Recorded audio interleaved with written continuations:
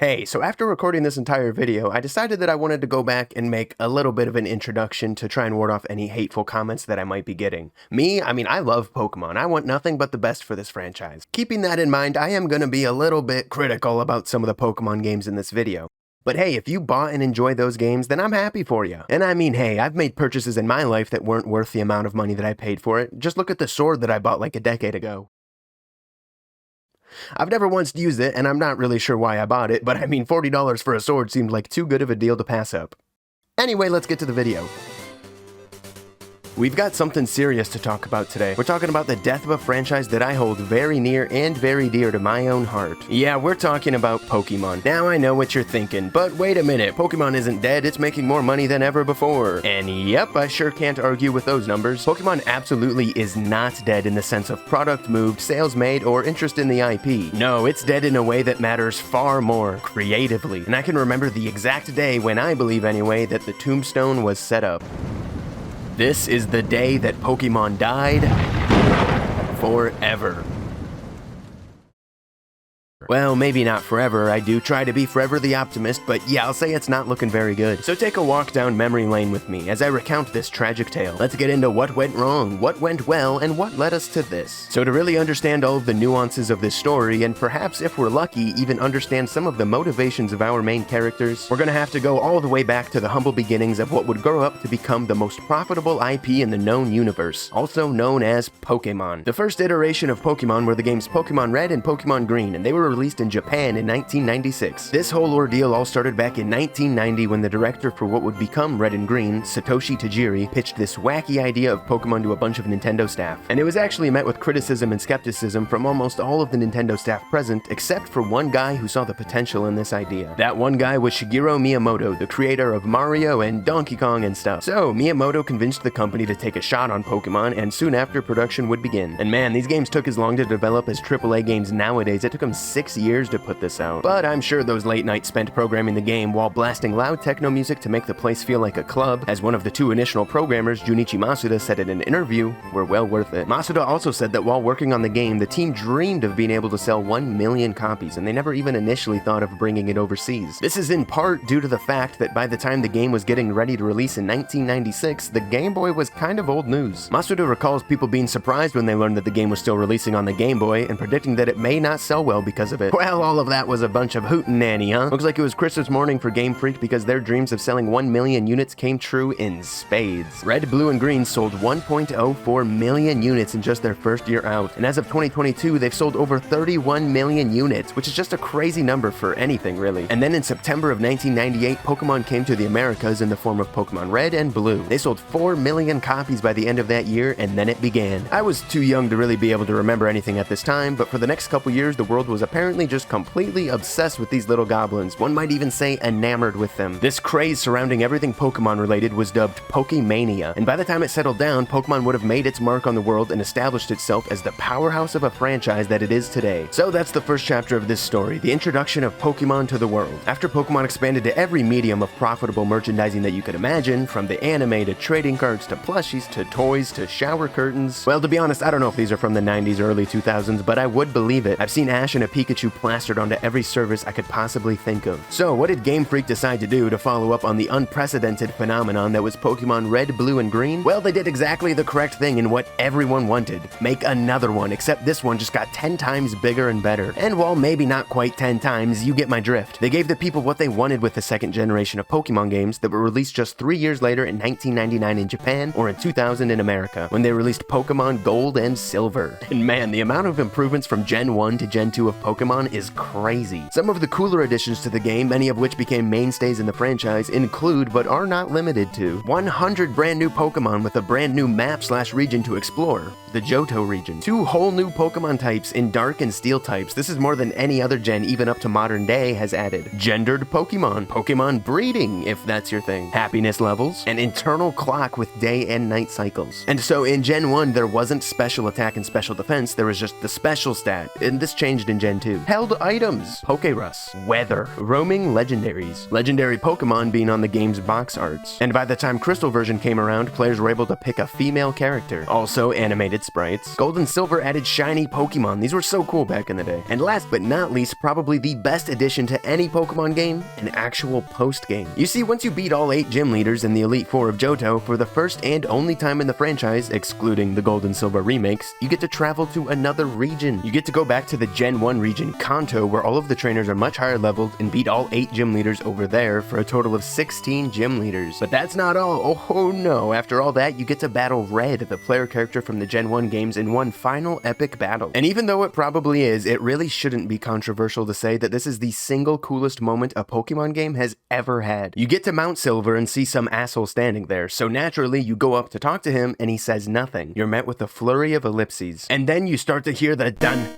dun, dun coming out of your Game Boy speakers, and you're in a battle with Pokemon Trainer Red as he throws out a level 81 Pikachu. This is so unbelievably peak. But anyway, enough gushing about Gen 2. In its first week out in the US, it sold 1.4 million copies, making it the fastest selling game of all time at that time. Now, after significantly improving and expanding upon Red and Green with Gold and Silver, comes a very tricky decision for the Pokemon Company and Game Freak to make for their next game. What to do now? Would it be possible to allow players to explore 3 regions? Could they add even more types? What direction do they go with this game? Well, they did add a lot more new Pokemon this time around, a whopping 135 new little dudes. This is in part because Gen 3 was, for a large portion of its development, planned to only include new Pokemon, not having any of them return from previous gens, so clearly this idea ended up getting scrapped. Gen 3 did have a fair few amount of cool additions, including, but not limited to, abilities, Pokemon contests, 60 frames per second, double battles, and yeah, that's kind of the bulk of it. Emerald version does have a decent post-game that a lot of people really like in the Battle Frontier, but it doesn't really compare to the post-game of Gold and Silver,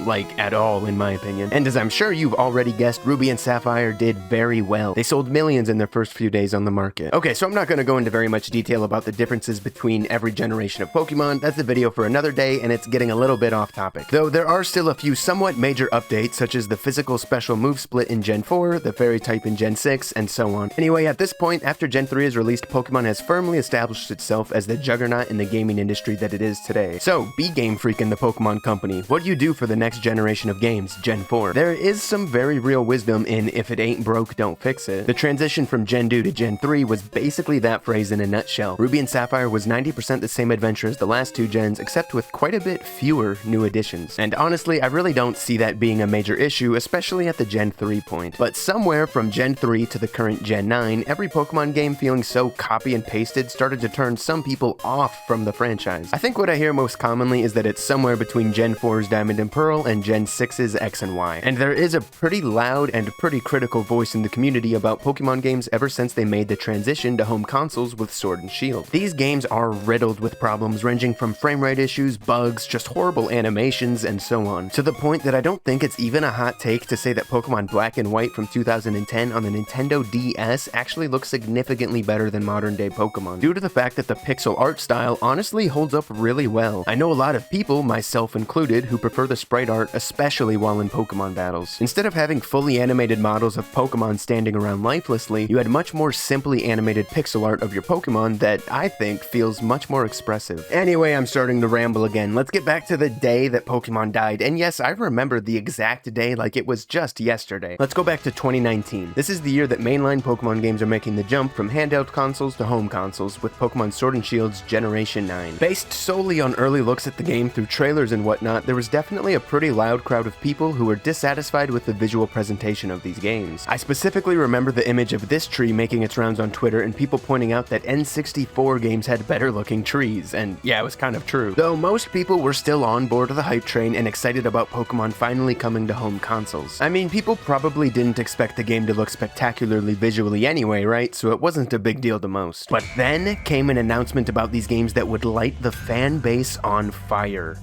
Dexit. Dexit is the controversy referring to the fact that Pokemon Sword and Shield would be making significant cuts to its national Pokédex, making the amount of Pokemon you can actually use in the game about 400 out of the total 890 Pokemon. And this was just a huge deal to a lot of people. A staple of the Pokemon franchise for a lot of people was transferring their old Pokemon from the previous 7 generations and using them in a new game. I mean, the slogan for the entire franchise since its inception has been "gotta catch 'em all." And Game Freak and the Pokemon Company honestly always put in a lot of care to make sure that you can use any Pokemon you want in these games. Now, half of the existing Pokemon can't be accessed in any way in this game, and to put oil on the fire, Game Freak came out and said that they had to do this for reasons such as creating high-quality models and animations.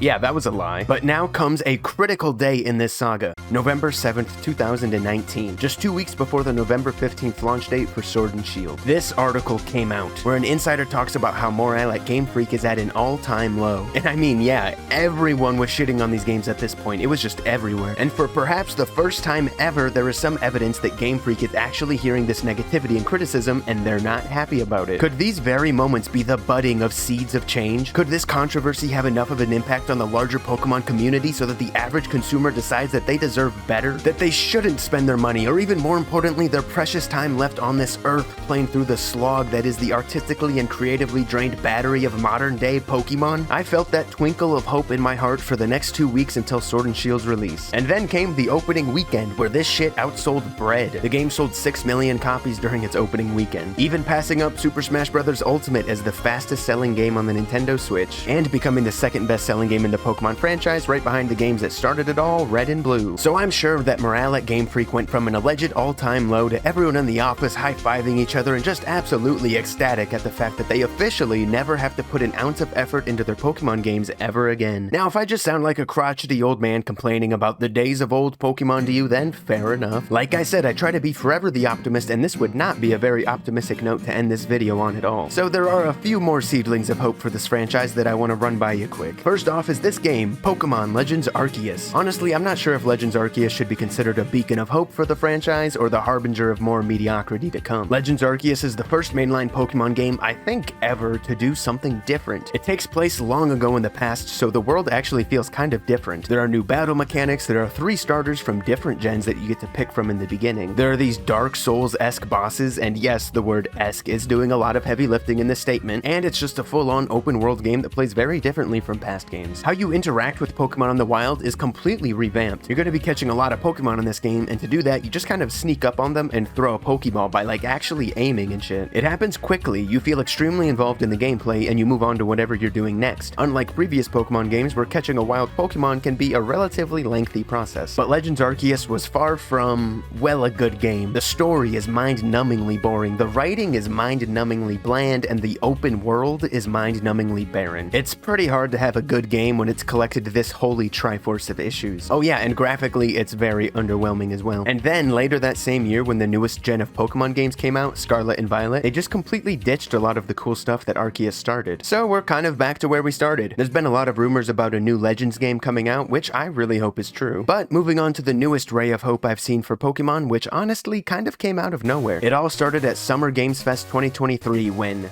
Pocket Pair Inc. presented a reveal trailer for their newest game, a little game called Palworld. And there were a few key takeaways from this reveal trailer. A, there is some very obvious Pokemon inspiration here, and B, the obviously Pokemon-inspired creatures are using guns. This is Pokemon with guns. And nor were most people, I think, expecting anything significant out of this game. But then the game launched, and all I saw were people talking about how Palworld is actually a really fun game. And then it sold how much? 8 million copies in 6 days. Palworld reached 2 million concurrent players on Steam, which is the second highest for any game ever. The success for this game was completely unprecedented. I seriously couldn't believe these numbers when I saw them. This is how starved people are for a quality Pokemon-esque game. I mean, I doubt a single person who played this game went into the experience not knowing that it was so Pokemon-inspired. And the Pokemon Company actually responded. They put out this statement saying, "Inquiries regarding other companies' games. We have received many inquiries regarding another another company's game released in January 2024. We have not granted any permission for the use of the Pokemon intellectual property or assets in that game. We intend to investigate and take appropriate measures to address any acts that infringe on intellectual property rights related to Pokemon. We will continue to cherish and nurture each and every Pokemon and its world, and work to bring the world together through Pokemon in the future. Signed, the Pokemon Company. Now, was this statement just put out because the Pokemon Company was getting inundated with people saying, "Hey, have you seen Palworld?" and they wanted to shut them up?